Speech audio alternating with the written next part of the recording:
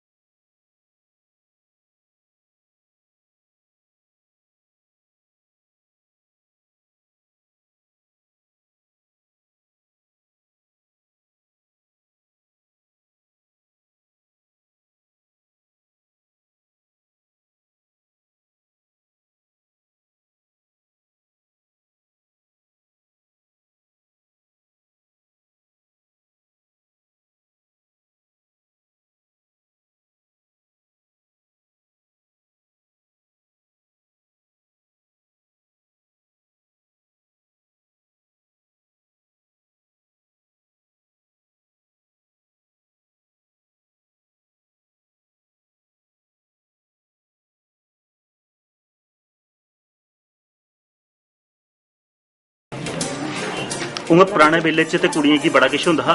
अज नहीं सही करदी पुरानी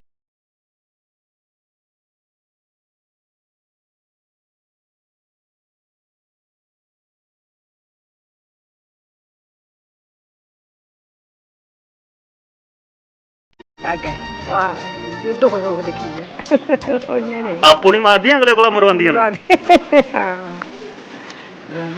एक मां च एक गल छड़ा करदी है पर जे ये सूत दी तंद इयां ते तंद कन्नै जुड़े दे रिश्ते, सूत दी तंद अगर किट्ठी रवै ते आखदे ओह तंद टुटदी नहीं, ओहदा ऐसा टल्ला बनदा, ऐसा कपड़ा बनदा कि कई साल अंडरा अगर ओह तंद कल्ली रवै ते कच्ची रौंदी तौले टुटी जंदी।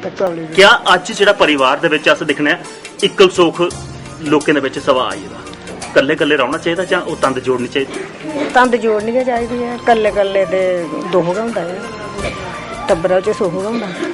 पर अजकल वाली नूंहां आखदियां भी कल्ले रहोगे ते अपने स्वादली रुट्टी बनदी, शैल तड़के लगदे, स्वाद वक्खरे आउंदे ते किट्ठे रौहना होए बनाई च टब्बरा दी किट्ठे टब्बरा च केई बारी असें जूठन करने के बारी आउंदी है। हां भांडे भी झूठे चट्टने पौंदे।